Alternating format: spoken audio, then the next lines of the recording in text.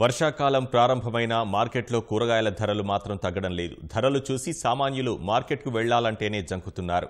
కర్నూలు రైతు బజార్లో పచ్చిమిర్చి, చిక్కుడు, బీన్స్ తదితర కూరగాయల ధరలు వేసవి కంటే రెట్టింపు స్థాయిలో ఉండటం వల్ల కొనుగోలుదారులు బెంబేలెత్తుతున్నారు. రోజురోజుకు పెరుగుతున్న కూరగాయల ధరలు ఏ రోజు ఎంత ఉంటుందో అంచనా వేయలేని పరిస్థితి. కర్నూలులోని రైతు బజార్లో కూరగాయల ధరలు వేసవితో పోల్చితే రెట్టింపు స్థాయిలో ఉన్నాయి. వేసవిలో కిలో పచ్చిమిర్చి ధర 30 రూపాయలు ఉండగా ప్రస్తుతం 55కు చేరింది. చిక్కుడు 46 నుంచి 60 రూపాయలకు చేరింది.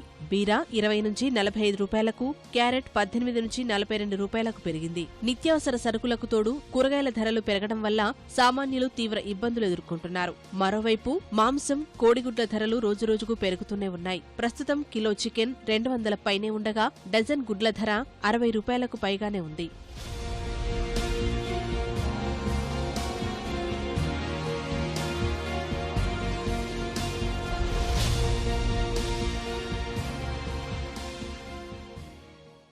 ధరల నియంత్రణ అయితే లేనట్టు అనిపిస్తుంది.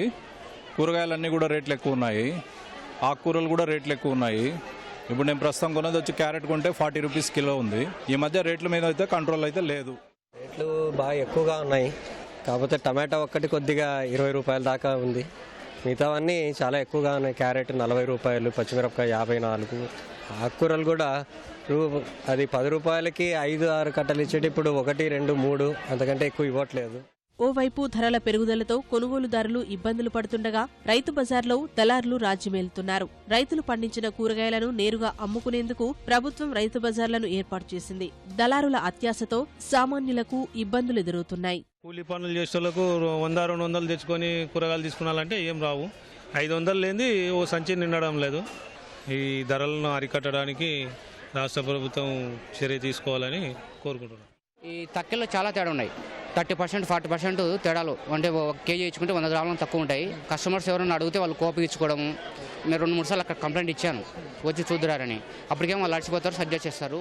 రైతు బజార్లో దళారులు తూకాల్లో మోసాలకు పాల్పడితే అధికారులు మాత్రం చూసి చూడనట్లుగా వ్యవహరిస్తున్నారని వినియోగదారులు ఆవేదన వ్యక్తం చేస్తున్నారు. మిర్చి, బీర, కాకర ఇలాంటి దాంట్లో కొంచెం రేట్లు ఉన్నాయి. ఒక 20 రోజులు ఉంటే ఇవి కూడా తగ్గే అవకాశం ఉంది అన్నమాట. ఆకుకూరలు కూడా 1 నెల ఉండే ఇంకా పూర్తిగా డౌన్ అయిపోతాయి. మాకు ఎవరైనా వినియోగదారులు కంప్లైంట్ చేసి మా దృష్టికి వచ్చిందంటే వాళ్ళ కార్డులు మేము సీలు చేసి వాళ్ళకి పనిష్మెంట్ చేయడం జరుగుతుంది, బయటకు పంపించడం జరుగుతుంది. ధరల నియంత్రణకు ప్రభుత్వం చర్యలు తీసుకుని మార్కెట్లో దళారుల ప్రవేశం లేకుండా చూడాలని వినియోగదారులు కోరుతున్నారు.